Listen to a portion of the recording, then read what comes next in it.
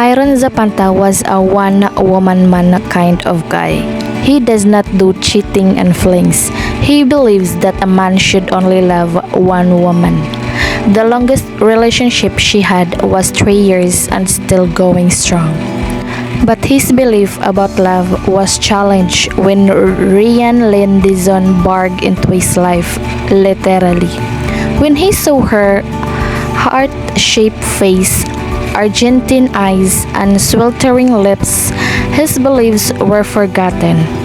All he could remember was his need to kiss those sultry lips and stared at her tantalizing Argentine eyes.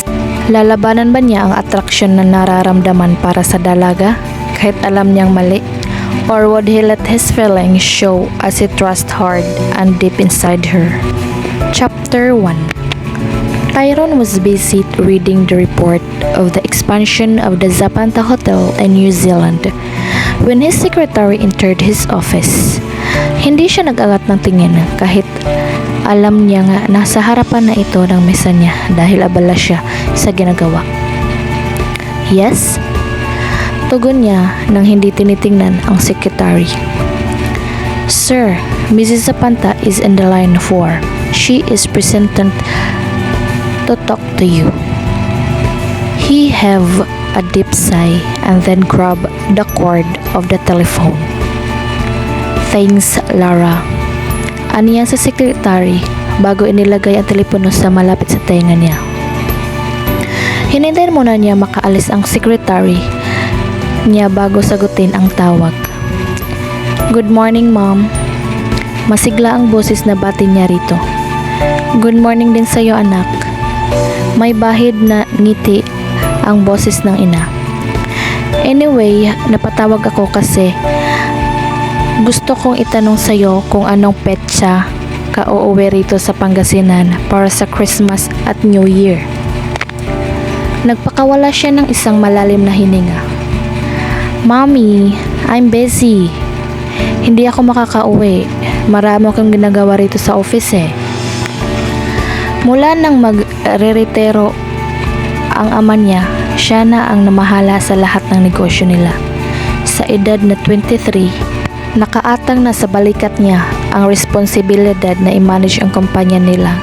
Ayaw naman siyang tulungan ng kapatid niyang babae na si Kreya at saka nasa honeymoon ito at ang asawang si Sky sa Europe. Anak, ano ka ba naman? It's holiday. Can you take a day off? May pagtatampo sa boses nito. Please naman anak, darating ang mga relatives natin from abroad at mag-reunion dahil after 10 years, makukumpleto ang buong pamilya. Kahit ang ninang Grace mo, uuwi para makasama tayo sa Pasko at sa bagong taon. Itinirik niya ang mga mata.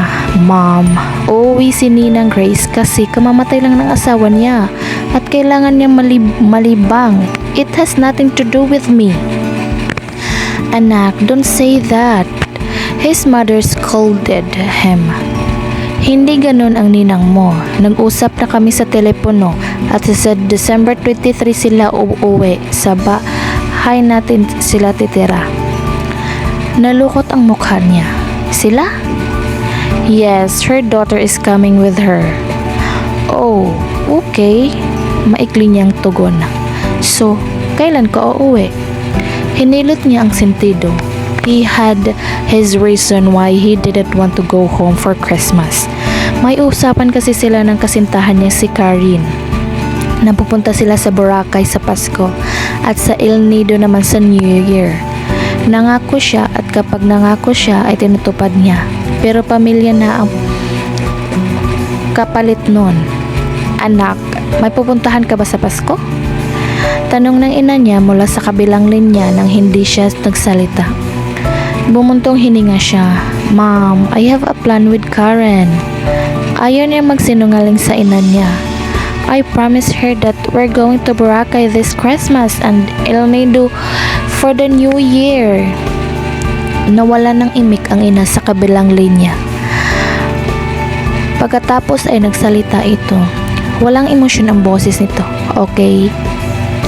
Have a happy holiday. Pagkasabi nun ay pinatay nito ang tawag. Sumakit ang sentido niya. Mukhang nagtampo ang mami niya dahil hindi siya pupunta sa reunion. Gusto naman niya pero nakapangako na siya kay Karen. Hay nako. Isinandal niya ang likod sa likuran ng swivel chair at ipinikit ang mga mata.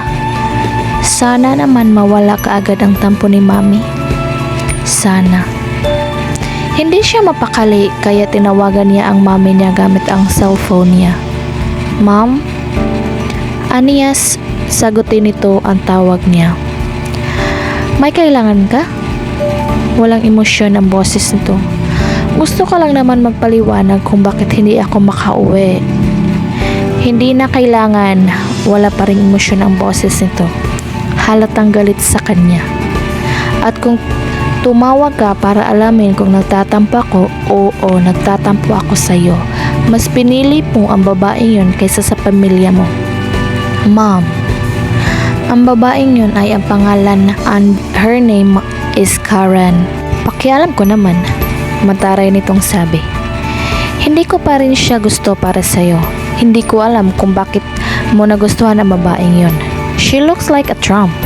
Kung ayaw mo akong magtampo, umuwi ka. Dahil kapag hindi kita kikibon hanggang mamatay ko.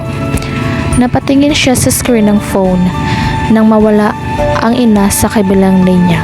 Mukha talagang galit ito at nagtatampo. Hindi siya mapakali nang magtampo sa kanya ang ina, kaya naman tinawagan niya si Karen.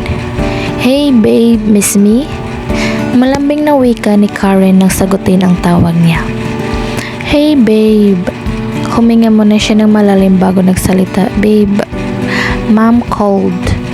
And there's hotness in her voice. Same as her mom. Hindi rin ito gusto ang ina niya sa hindi niya malamang kadahilanan. Kung naman ang sinabi niya, please lang siguraduhin mong maganda sa pandinig yun. She want me to go with them this Christmas and New Year. Naghari ang katahimikan sa kabilang linya. Lumipas ang ilang segundo bago ito nagsalita. Paano ang plan natin para sa holiday? Mataray nitong tanong. Don't you tell me, ipagpapalit mo ako sa reunion na yan. Iyang mami mo talaga, palaging kontrabida. Medyo naiinis siya sa sinabi nito. Hindi pa ito nakakaintindi? Babe, they are my family and she is my mom. Huwag mo siya pagsalitaan ng ganyan. Please understand, ngayon lang, makukumpleto ang pamilya namin after 10 years. Hindi umuwi ka, buwisit. Bahala ka sa buhay mo, sigaw nito at ipinatay ang tawag.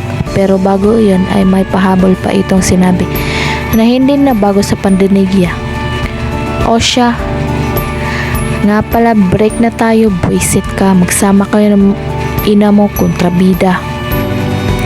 Naiiling na inilapag niya ang cellphone sa mesa at bumutong hininga. Medyo hindi talaga maganda ang ugali ni Karen at palaging break na tayo ang bukang bibig nito, lalo na kapag hindi nasusunod ang gusto nito. Nasanay na siya sa ugali nito sa 3 taon na pagsasama nila. Hindi na bago sa kanya ang pagsigaw nito at pakikipaghiwalay nito sa kanya. Karen was a psychologist, but sometimes she does not act like that part. She acts like an unprofessional person who didn't understand people. Pero hindi magagalit nito na ang desisyon niya. Kailangan niyang umuwi, kung hindi magtatampo talaga ang mami niya. At saka na niya agyusin kung ano ang problema nila ng kasintahan. Umaas ang kilay ni Ryan nang inansyon ng piloto na lalapag na ang eroplanong sasakyan nila. Honestly speaking, gusto niya magpaiwan sa Canada, pero pinilit siya ng mami niya na sumamang magbakasyon sa mga ito sa Pilipinas. Alam niyang pinasama siya nito dahil ayaw niyang mag-isa. Siya, ever since his father died from heart attack, pakiramdam niya palagi siyang mag-isa. She was a daddy's girl. Try to smile, Ryan.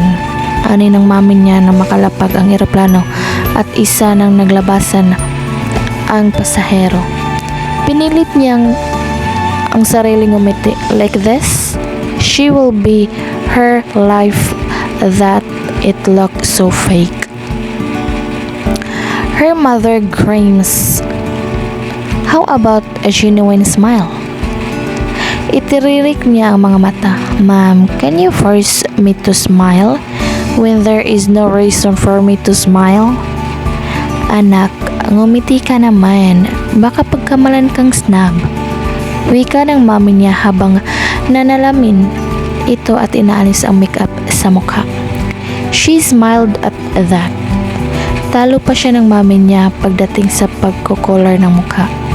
Aside from face powder, lipstick, and blush on, wala siyang ilagay sa mukha. It's not that she didn't want to.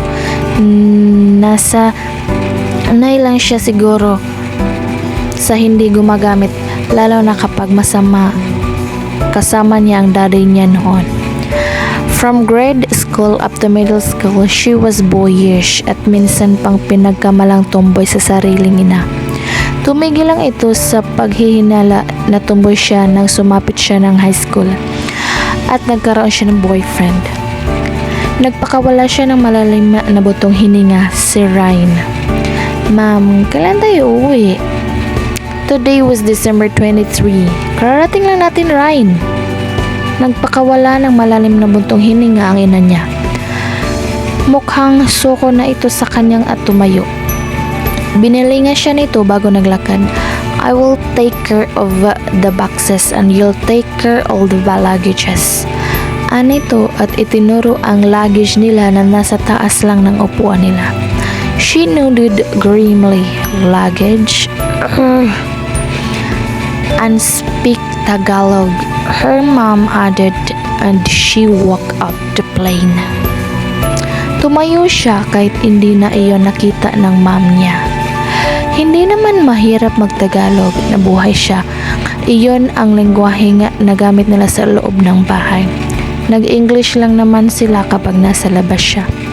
Sumunod siyang lumabas sa ina niya saka nagtungo sa luggage scanner para doon abangan ang mga bagahe nila. Ilang minuto rin ang binaling niya bago lumabas ang mga bagahe nila sa scanner. Binilang niya kaagad ang mga iyon. Memoryado niya ang dala nilang bagahe dahil 4 lang naman yun. Nakakunot noo siyang napansing nawawala ang kulay itim nilang maletan ni Rossini na naglalaman ng lahat ng gadget niya at napalitan iyon ng itim din na Rossini na malita pero medyo may kaliitan. Her heart thumped in a panic. No, my laptop. Naroon din ang ibang mahahalagang gamit niya tulad ng policy para sa life insurance ng ama niya na in-review niya habang nagbabakasyon siya. Shit, important yun sa kanya. Mabilis na pinalibot niya ang paningin sa paligid na makita niya ang isang babaeng patungo na sa exit na may dala nitong itim na maleta. Binalingan niya ang guard na nagbabantay sa scanner. Pakibantayin mo na, sir. Pagmamadaling sabi, yung bag ko kasi iba ang nakuha. Nagpanik niyang pinalibot ang paningin. Hinanap ang babaeng may dala ng maleta na nakita niya. Ganun na lamang ang pagpapasalamat niya na makita ang babaeng hinahanap at mabilis niyang tinakbo ang pagitan nila. Wala siyang pakialam kung may masasagasaan siya o kung ano paman. Naroon sa bag niya iyon ang mga importanteng gamit niya and she would have it back by hook or by crook. Ma'am? Sigaw niya ng ilang metro na lang ang layo ng babae sa kanya pero hindi ito lumilon. Ma'am!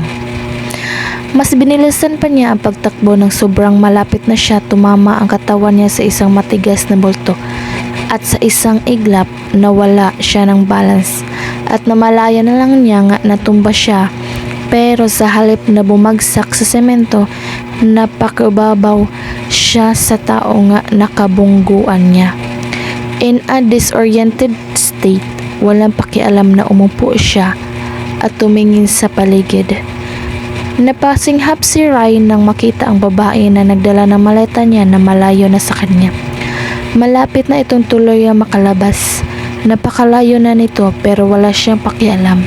Mabilis siyang tumayo at hinabol ulit ang babae. May laptop! Nakamaang pa rin ang labi ni Tyrone habang nakahiga sa sahig ng airport. Ang babaeng yun. Binunggo siya at hindi man lang humingi ng takot sa kanya. At ang nakakainis pa na upuan pa ng pagkalalaki niya. At hindi sa babaeng yun nabuhay ang pagkakalaki niya na matagal nang hindi nagagamit. Tamat. Kasalanan nito ng babaeng yun. Her body felt so soft against his. And the way she smelled. Damn. The smell so good. He couldn't control his manhood from erecting. Sa nararamdaman niya, pakiramdam niya ay nagtataksil siya kay Karen. Well, nakipag-break siya sa'yo, diba? Anang munting tinig sa isip niya. Yes, she did. Pero nasisigurado niya makipagbalikan ulit ito sa kanya. Napailing-iling siya at tumayo pagkatapos ay inayos ang medyo nadumihang damit. His eyes wandered around the airport. And then it's settled on the woman who crashed into him. She was talking to a middle-aged lady pointing towards the direction of the bag scanner. Kaya ba ito nagmamali dahil ibang nakakuha sa bag niya? Hindi niya alam kung ilang minuto siyang nakatayo roon at nakatingin lang sa babae na nakipag-usap pa rin. Napailing-iling siya sa kabumutong hininga. Kailangan niya bumalik sa waiting area. Pero bago siya bumalik, binalingan muna niya ang babaeng nakabangga sa kanya. Hindi niya masyadong makita ang mukha nito, tanging ang suot lang nitong damit ang natatandaan niya. She was wearing a cardigan and a black and pink scarf around her neck. May parte sa kanya sa suot nung makita ang mukha ng babae. Pero sa kasamaang palad, hindi ito humarap sa direction niya. You shouldn't be thinking that you still have Karen. Kastigo ni Tyrone sa sarili at bumalik na sa waiting area kung saan ang mommy at daddy niya ay naghihintay niyang ninang Grace at sa anak nito. Nang makabalik siya roon, nandoon na ang hinihintay. Tyrone, saan ka ba galing? Pagalit na tanong ng ina niya. He glanced back at the where he came from. You told me to look for Ninang Grace, remember? Napapastastikuhang aniya. Oo nga pala. Pikli nito. Come on, ipakilala kita sa auntie mo. Oh, so nandito na pala ang hinihintay namin. And this is what happened when you meet your own godmother in Skype and years later, she forgot what you look like. Napabuntong hininga na lang siya. Early in the morning, tumawag ang mami niya na nasa baba ito ng kondo niya at napapasamang sa kanya sa airport dahil susunduin daw sila ni Ninang Grace at ang anak nito. At syempre, bilang isang mabuting anak, sumama siya. Hinawakan siya ng ina sa braso at hinila patungo sa harapan ng isang babae na medyo may edad na. Pero halata pa rin ang kagandahang taglay nito. This is your Ninang Grace. Pagpakilala ng ina niya. Grace, this is my son and your inaanak, Tyrone. Ngumiti ako at niyakap siya. Nice to meet you, Tyrone. Ang laki mo na. I want you to meet my daughter, Ryan. Her words hung in the air like a floating balloon. Teka, nasaan ang batang yun? Puno ng pagtataka ang boses nito. Ipinalibot ng Ninang Grace niya ang paningin para hanapin ang anak nito. Tumigil ang mga mata nito sa babae naglalakad malapit sa kanila. Hindi niya makita ang mukha nito dahil nakatabing sa mukha nito ang kulot na nakalugay na buhok. Hindi niya ipinakita ang pagkabigla na nararamdaman ng ang babae. The woman was wearing the black and pink scarf. That was the woman who crashed into him earlier. She was Ryan. What a coincidence. Ryan, anong nangyari sa'yo? Puno ng pag-alala ang boses ng ina nito nang makalapit ang babae. Tulad kanina, hindi niya makita ng mabuti ang mukha nito. Her curly hair was covering half of her face. Damn. Okay lang ako, ma'am.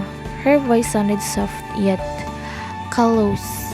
May nangyari lang doon sa bag scanner pero okay na. Ayos na ako. Oh, sorry sweetie. Auntie Grace could her daughter. I thought you have it under control. Yeah, like I can control one backpack, one sling bag, and 2 very big luggages. It's all under control.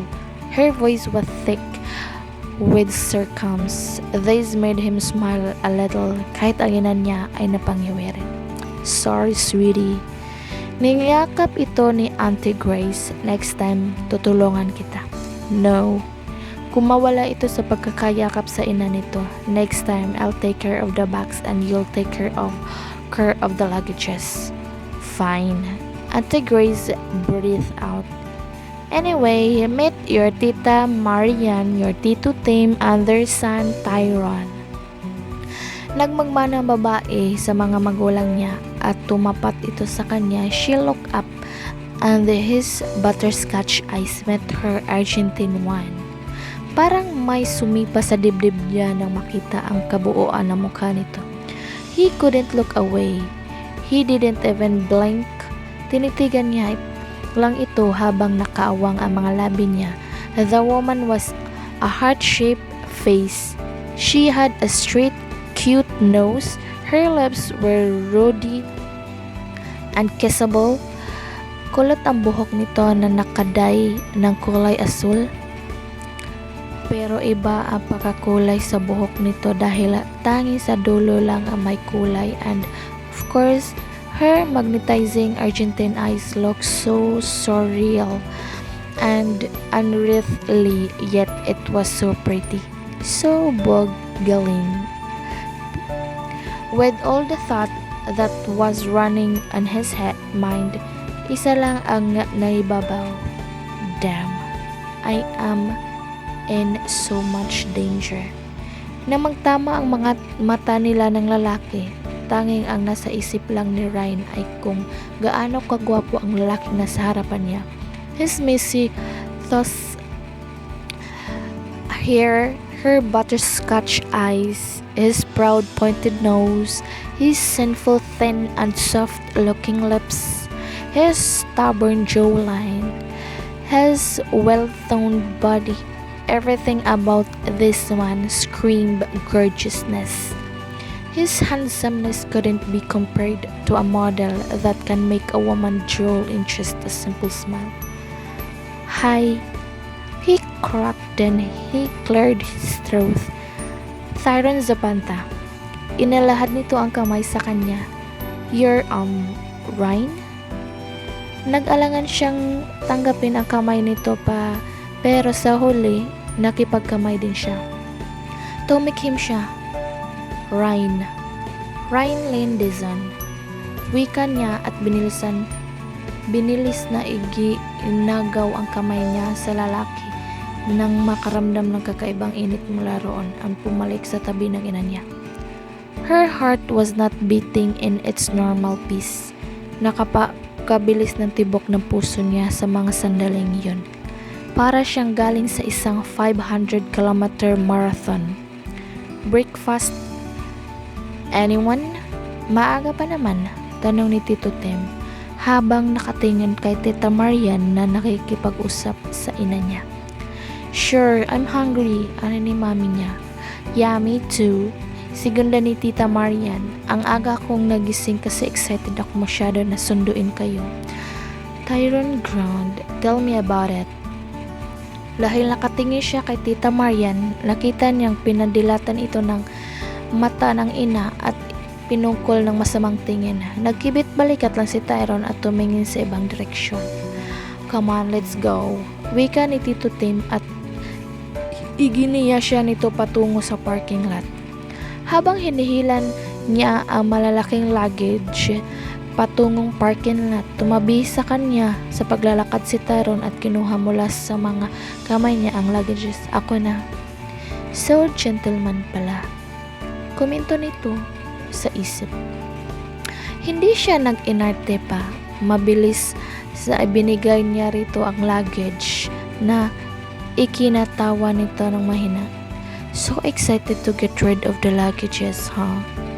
Ang bigat eh. Yeah, mabigat nga. Anito at inilapag ang paghawak ng luggages sa kanyang kamay nito. She gave him a sideway glance. Salamat.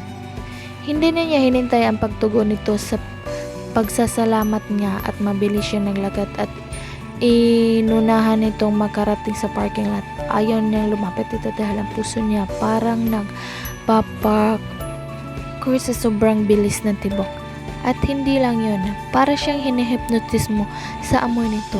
He smells so good that she wanted to lean close and sniff him. How weird was that? Ano bang nangyari sa akin? Hindi naman siya ganito sa mga lalaking kakilala niya. Her boss could be compared to Adonis if he was not Adonis himself. Pero hindi naman nagka-cartwheel ang puso niya kapag malapit ito. Ano ba pinagkaiba ni Tyrone at nakikilala pa lang niya ito? Maybe because he smells great, sagot ng isang bahagi ng isip niya. Pinigil niya ang ulo. Whatever. Ryan, kay Tyrone ka nalang sumakay. Imporma sa kanya ni Tito Tim at ikinatigil niya sa paglalakad. What the hell? Come on. Narinig niyang ani ni Tyrone at lumapit ito sa sasakyan na nakaparada sa tabi ng sasakyan ni Tito Tim. Pagkatapos ay binuksan nito ang passenger seat at tumingin sa kanya. Sumakay ka na. Ayaw niya. Gusto niyang sabihin magtataksi na lang siya pero ano namang idadahilan niya dahil sa mabangong amoy ni Tyrone na parang inaakit siya? Shit. Wala siyang ibang pagpipilian kundi ang sumakay sa kotse nito.